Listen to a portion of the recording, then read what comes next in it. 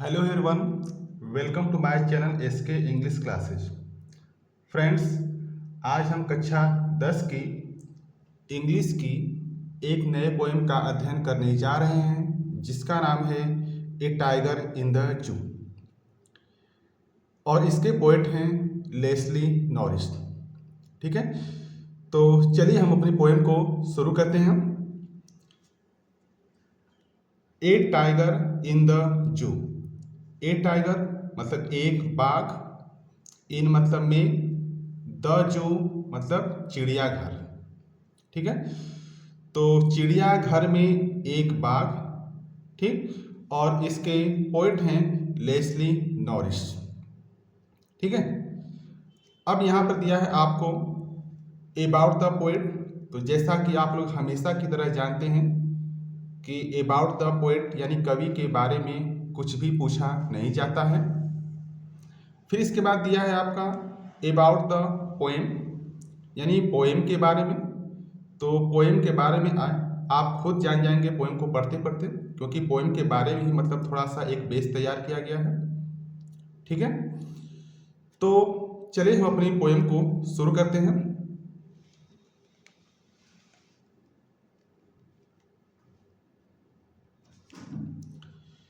देखिए, हमारी पोएम जो है मतलब यहाँ से प्रारंभ होती है, लेकिन यहाँ पर मैं थोड़ा सा आपको इस पोएम को शुरू करने से पहले यानी पढ़ाने से पहले, इसकी व्याख्या करने से पहले इस पोएम के बारे में थोड़ा बहुत बता देता हूँ। इसमें जैसा कि आप पाठ के नाम से जानते हैं कि ए टाइगर इन द जू यानी एक बाघ जो है चिड़ियाघर में है, उसके बारे में यहाँ पर बताया गया। ठीक, यानी एक जो बाघ होता है वो आपका जब चिड़ियाघर में रहता है तो उसकी गतिविधि, उसके कार्य, उसकी मानसिक सोच कैसी होती है। यानी जब वो चिड़ियाघर में रहता है तो जब वो गुलामी की अवस्था जीता है तो कैसा रहता है, और वही बाघ जो है जब एक जंगल में चला जाए, स्वतंत्र रूप से रहे, तब वह क्या कार्य करता है और उसकी सोच क्या होती है और उसके एक्शंस क्या होते हैं, यही सब आपका इस पोएम में दर्शाया गया है। यानी इस पोएम में आपको, किसी पोएम में आपको एक बाघ वाले, एक जंगल वाले बाघ को रखना होगा और एक जो है चिड़ियाघर का जो बाघ है उसके बारे में रख करके, जान करके पढ़ना होगा।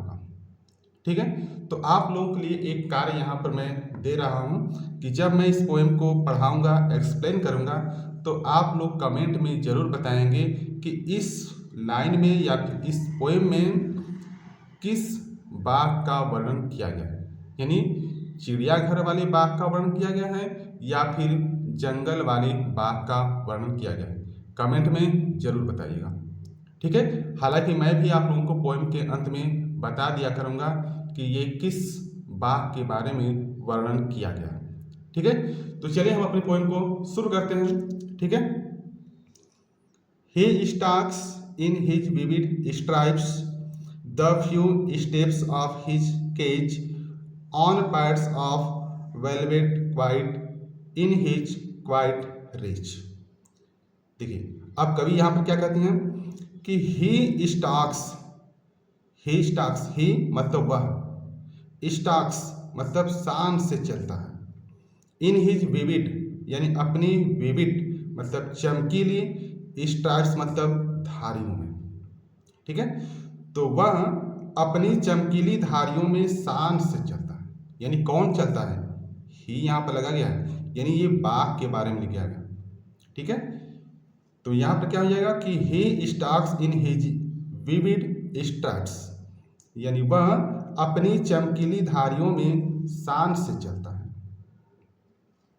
The few steps of his cage, the few steps यानी कुछ ही कदम, ऑफ हिज केज यानी अपने पिंजरे में।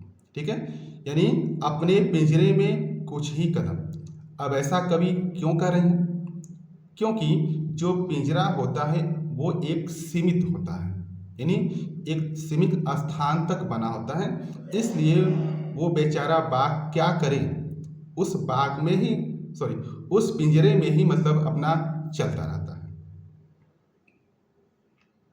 तो the few steps of his cage, ठीक है, तो अपनी पिंजरे में कुछ ही कदम, ठीक है, यानी he stalks in his vivid stripes the few steps of his cage, यानी वह अपने पिंजरे में कुछ ही कदम अपनी चमकीली धारियों में शान से चलता है। On pads of velvet quite, on pads of velvet के, ऑन पैड्स, पैड्स मतलब यहाँ पर हो जाएगा तलवे, ऑफ वेलवेट मतलब मखमली, क्वाइट मतलब यहाँ पर शांत, ठीक है, यानी उसके जो पैर के मखमली, यानी उसके ऑन पैड्स यानी उसके तलवे, यानी पैर के तलवे, ऑफ वेलवेट मतलब मखमली यानी गद्देदार है, ठीक है, यानी उसके पैर के तले मखमल के जैसा गद्दीदार है। फिर आगे है in his quiet rage, in his quiet, quiet मतलब यहाँ पर शांत, रेज मतलब क्रोध, यानी वह क्रोध होकर भी क्या है, क्वाइट मतलब शांत है, यानी कहने मतलब क्या है कि वह जो बाघ है, ठीक, अपने पिंजरे में ही मतलब शांत से चल रहा है, ठीक है, और उसके पैर जो है एकदम गद्देदार है, मखमल के जैसे हैं, ठीक है।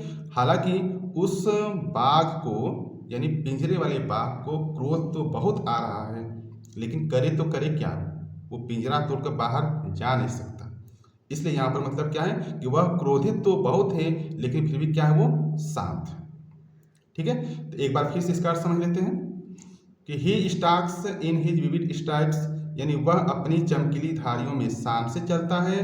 The few steps of his cage, यानी अपने पिंजरे के कुछ ही कदम। On pads of velvet quiet, यानी उसके पैर के तलवे एकदम गद्देदार मुलायम है। इन हिज क्वाइट रेज, यानी वह क्रोध होकर भी शांत दिखता है, ठीक है।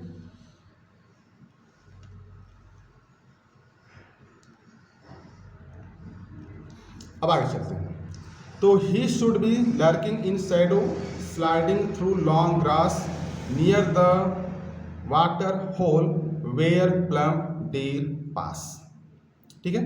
तो अब पहली स्टेंजा समझिए, अब यहाँ से फिर क्या है हमारी दूसरी स्टेंजा, ठीक है। अब इसमें देखते हैं कि इसमें कवि क्या बताना चाह रहे हैं, ठीक है। देखिए क्या है कि ही शुड बी यानी उसे शुड बी लर्किंग, लर्किंग मतलब होता है घात लगाना या छिपना, इन शैडो, शैडो मतलब छाया, ठीक है, यानी उसे छाया में छिपा हुआ होना चाहिए। किसको छिपा होना चाहिए, ही मतलब बाघ को, ठीक है। अब आप लोग खुद में कमेंट में बताइएगा कि मतलब किस बाघ के बारे में इसमें बोला गया है, इस वाली लाइन में यानी दूसरी स्टेंजा में। तो he should be lurking in shadow, यानी उसे छाया में घात लगाए हुए या छिपे हुए होना चाहिए। Sliding through long grass, sliding मतलब फिसलना चाहिए, through long grass, long grass मतलब लंबी लंबी घासों से, थ्रू मतलब होकर, यानी उसे लंबी लंबी घासों से होकर फिसलना चाहिए। यानी कहने का मतलब क्या है कि अपने शिकार के लिए उसे छिप छिप करके शिकार करना चाहिए, छिप छिप करके बढ़ते होना चाहिए। कहाँ पर, near the water hole, near मतलब पास, द वाटर होल यानी पानी के गड्ढे या फिर जलाशय बोल सकते हैं, यानी जलाशय के पास या फिर पानी के गड्ढे के पास। वेयर प्लम्प डीर पास, यानी जहाँ से प्लम्प यानी मोटा ताजा, डीर मतलब हिरण, पास मतलब गुजरता है, तो जहाँ से मोटा ताजा हिरण गुजरता है, यानी कहने का मतलब क्या है कि उस बाघ को जो है जहाँ पर डीर यानी हिरण जब पानी पीने के लिए आता है तो वहाँ पर इसको घात लगाए हुए होना चाहिए और उस पर जो है झपट्टा मारना चाहिए, यानी अपना शिकार करना चाहिए, ठीक है। एक बार फिर देख लेते हैं कि ही should be lurking in shadow, यानी उसे छाया में घात लगाए हुए होना चाहिए। स्लाइडिंग थ्रू लॉन्ग ग्रास, यानी लंबी लंबी घासों से होकर उसे फिसलना चाहिए या सरकना चाहिए। नियर द वाटर होल, यानी जलाशय के पास या फिर पानी के गड्ढे के पास। वेयर प्लम्प डीर पास, जहाँ से मोटा ताजा हिरण गुजरता है। ठीक है, यानी अब कहने मतलब क्या है कि पहली लाइन में आपको चिड़ियाघर वाले बाग के बारे में वर्णन किया गया है और दूसरी स्टेंजा जो है, इस स्टेंजा में जो जंगल का बाग है उसके बारे में वर्णन किया गया। ठीक है, अब चलते हैं हम अपनी अगली स्टेंजा की तरफ बढ़ते हैं।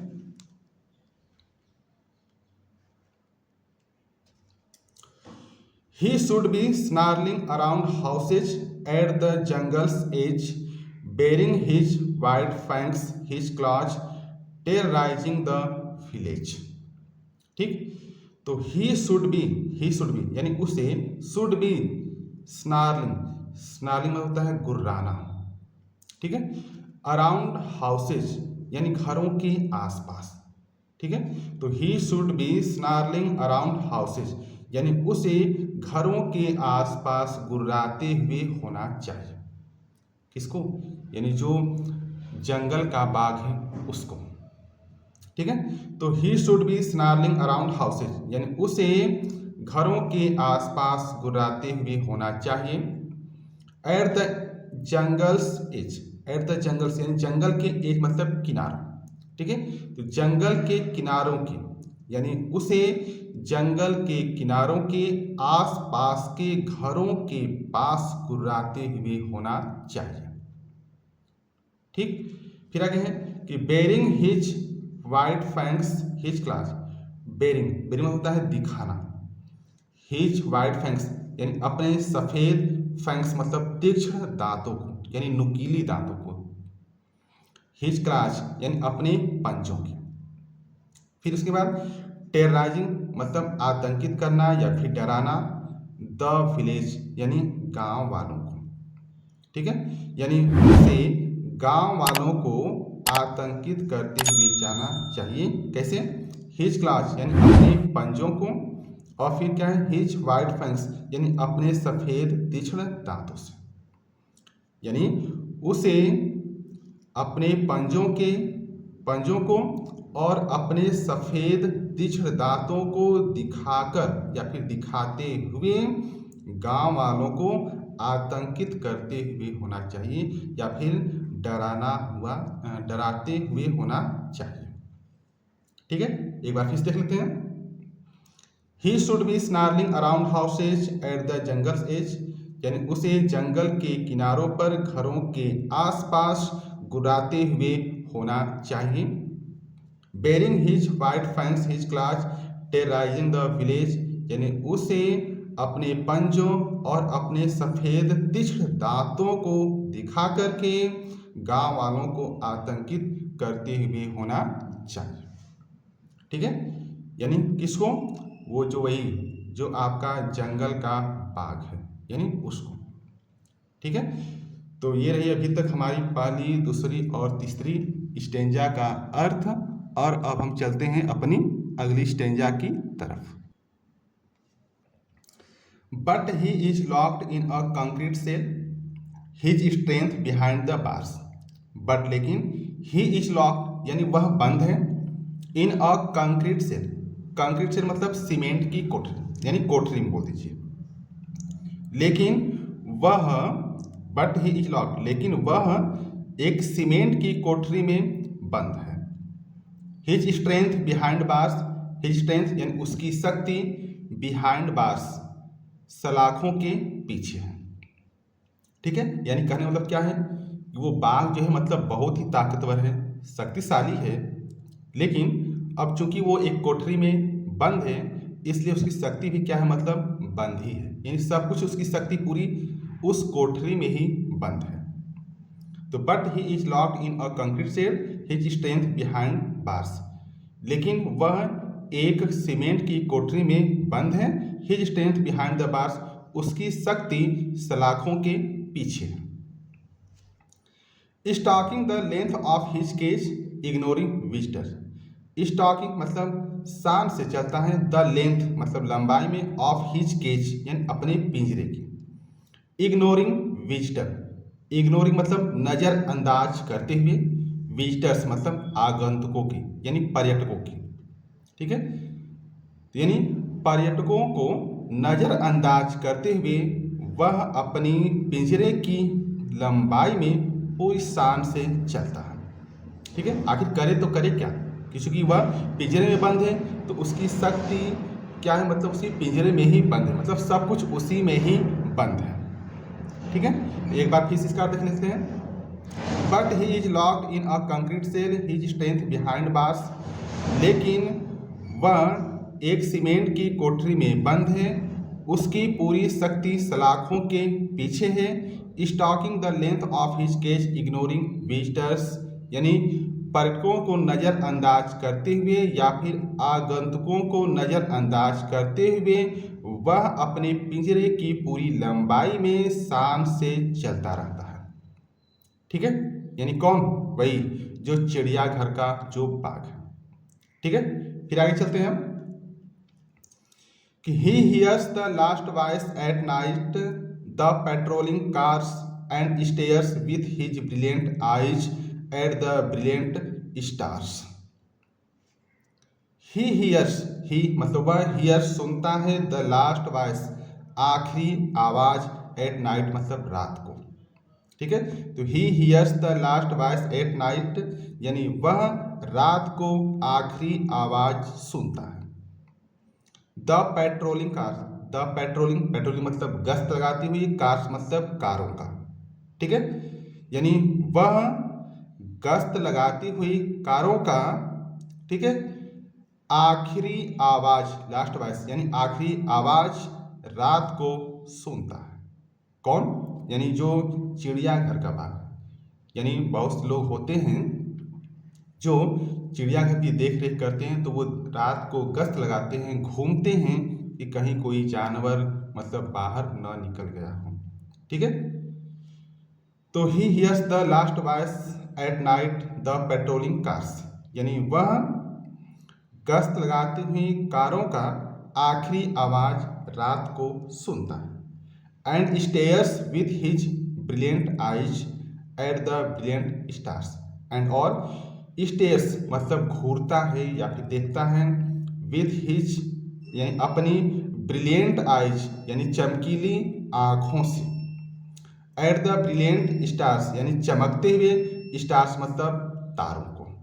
ठीक है, यानी कहने मतलब क्या है कि वह रात को जब सब लोग गश्त लगा रहे होते हैं तो भी रात को बेचारा चुपचाप जो है ऊपर आसमान में देखता है, और कैसे देखता है, अपनी चमकीली आंखों से चमकीले तारों को देखता है। तो एक बार फिर से इसका रिवीजन कर लेते हैं कि he hears the last voice at night the patrolling cars, यानी वह रात को गश्त लगाती हुई कारों का आखिरी आवाज सुनता है। And stares with his brilliant eyes at the stars, यानी और वह अपनी चमकीली आंखों से चमकते हुए तारों को देखता है या फिर देखता है। ठीक है, तो यहीं पर हमारा वीडियो लेक्चर कंप्लीट होता है। ठीक है, आपको ये वीडियो हमारा कैसा लगा, आप अपनी राय हमें कमेंट में ज़रूर भेजिए। ठीक है, पसंद आए तो लाइक भी कर दीजिए, और नए हैं यूट्यूब पर तो चैनल को सब्सक्राइब कर दीजिए, और पसंद आए, आपको बहुत ज़्यादा अच्छा लगे तो इस बात को आप दूसरों से शेयर भी कर दीजिए। ठीक है, तो मिलते हैं एक नई वीडियो में एक नए चैप्टर के साथ, तब तक के लिए नमस्कार, जय हिंद।